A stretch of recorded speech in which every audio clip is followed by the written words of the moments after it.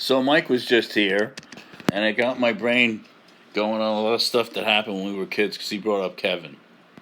So Kevin was his friend that I grew up with, and he lived a couple houses away from me. And we grew up together and did everything: mini bikes, Stingray bikes, go kart. Mostly mini bikes. So me and him were over by the back road, the dirt road one day. It's the road in back of our houses. It was public service right away. And so we had made mini bikes with scrounged engines, 2 horse cast iron old lawnmower engines, which didn't really get out of their own way, but they probably would have. We didn't have any money to buy any kind of parts. We had to get anything we could beg, borrow, or steal. So we're in the woods one day by the dirt road, and we come across a pretty good mini bike that somebody made with a green gas aluminum 3.5 horsepower. And only thing we could figure out is that the kid who had it unscrewed the exhaust pipe, and the hot exhaust gas would come out on the gas tank. And since there was nothing left of the gas tank and just the twisted part of the carburetor, it looked to us like it blew up. And this kid had to get hurt pretty badly if it blew up between your legs like that, unless the seat protected his balls. But I'm sure that he got damaged legs, so he just left it there, and I guess he hobbled home. So we took it, stashed it in another part of the woods so nobody would find it. And Kevin got the friends of his up the road were gearheads, and he got a carburetor from them. He puts the carburetor on, and I'm out delivering my newspapers, and I could hear him running this with the new carburetor on, and we knew from this happening, put at least a straight pipe on or a muffler. So I hurry up, finish my newspapers, and I go down there. I had a hand throttle on the bar there. So and they had just finished digging up the dirt road, and it was really, really bumpy. So he goes, "Be careful with this because this is another horsepower." Yeah, sure. So I hit it full speed. It almost pulls me off the back. Away I go. Now the handlebars are going like this because the road's so rough.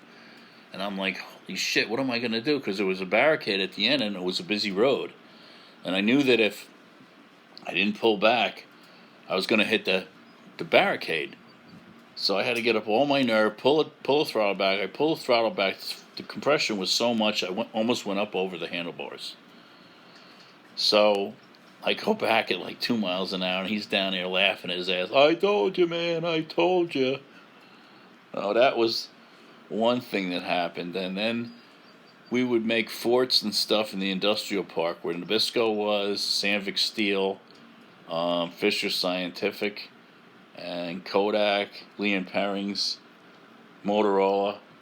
And I can't believe that we're still alive today because Fisher Scientific would actually dump colored stuff, it makes the colors when they dump raw, and it wasn't like a liquid, it was like an ooze that came out of their pipe that went in the stream that we played in. Oh my God. I know.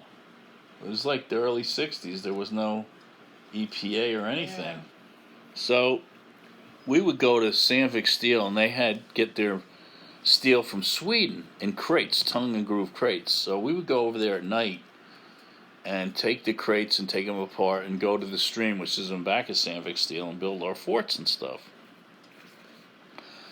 So these were really cool forts because we built it on the bank of the stream, and we would dam up the stream, and, go wading in it and everything, and it was fun. A lot of fun. And the guy in back of us was a pipe guy, so we would get pipes from his yard and faucets and make spillways in the dam and everything. So we're having a good old time. We have radio, so we could take our Stingray bicycles and go there in the summertime. So one day we're there, and all of a sudden, Sandvik Steel lets out, everybody, all these work guys are coming out of Sandvik Steel, running towards us. We don't know what's going on. Fairlawn cop comes down the road, doesn't even stop, jumps the curb, and we don't know what's going on. And my friend's mother, Mrs. Buser, gets out of the car frantic, and here comes her son, Paul, who was like 3 or 4 at the time. He followed us over. We didn't know it because couldn't walk as fast as us. We were about 10 or 12, and she sees her son Paul, and she just runs over and grabs him like any mother would. Well, needless to say, that was the end of our fort at Sandvik Steel. Good Lord. Oh,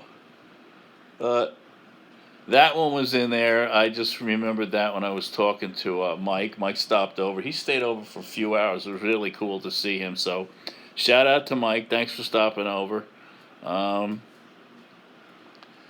This is the one I wanted to tell you that I forgot. My interaction with the United States Secret Service. So, you don't want to have any interaction with those guys, but I was fortunate enough that this happened before 9/11. If after 9/11, I think it would have been a different story. So the D-Day Memorial is opening, and I thought it would be really cool to go up there to see a sitting president because George Bush was going to dedicate it. So I go there, and the lines are like really, really long because they had metal detectors set up, which I didn't know. So I think you had to take a shuttle bus to get there, too. So I had this thing in my pocket. Something like it anyway. Let's get it out. Like a penknife, right? So they passed the word to the line up that if you have anything metal, I guess besides keys or something, they're going to confiscate it. So I'm like, oh, I like that knife that I had. So I didn't think anything of it. I got a place that I remember, and I stuck it in the dirt. Well, somebody saw me stick it in the dirt. And all of a sudden, this guy that was obviously a Secret Service guy comes up to me with a Navy guy with a big pig sticker on his side. And it, bull Navy uniform with the braid and everything. And so the Secret Service guy says to me, "What's your name?" So I told him. He goes, "Did you hide something in the dirt over there?" I'm like, realize what a stupid thing that was to do. So I said, "Yeah, I did." I said, I said, "I'm really shitting in my pants now." So as we're walking over there, I go, "Am I in trouble?" And he didn't say anything. But the guy with the pig sticker left. So I'm like, well, that's a good sign. So I go over there, and I dig it up, and you can hear the crowd. "It's a knife." I'm like, oh, man, I felt like this big, right? So I go, "Yeah, here it is." I said, "I wanted to not lose it." And he goes, "Well, you can pick it up at the Bedford Police Department after the president leaves." I go, "No, wrong. This is now, you own this knife." Like, I don't want to have anything to do with it. So it was a boiling hot day. And they let you get pretty close to the president in those days. I doubt they do this time. I got to be about maybe 30, 40 feet away. I mean, there was a fence between me and him. And there was really low Secret Service guys that were they were disheveled. They weren't anything that you would find on the president's detail today. But I got to tell you, for as hot as it was, he came out and you could shave with the crease in his pants. And he's really an affable guy. He comes out and everybody cheers and he just laughed like... Who was the president? Bush, okay. Son Bush. Uh-huh. And he just came out and he was kind of like embarrassed that people were making a big deal, but it was a big deal. I mean, they closed the whole highway from Roanoke to here for him. And then I went, after he got done speechifying, but he stayed there for a while, I went down where the security guys were, and there was a state trooper there, and there was 3 Suburbans with their hoods open and idling. And I said to the state trooper, like, "Why do they have 3? He goes, "They have 2 decoys." But he left with a contingency of, like, I don't know, maybe 40 or 50 state police on motorcycles, same as when Pence was here for the last 75th year dedication or something. But he told me the the cop told me that they wanted to take Secret Service wanted to take the Exxon sign down out at the highway because they thought somebody could crawl up there and do something. But it was really cool seeing him. He was a really cool guy, and the only unfortunate thing is that the veterans are so old that they couldn't take the heat. They would. Yeah. And I was up there so many times that people would come and want to go by there, and I got sick of taking the tours, so I would just stay back and talk to the guides.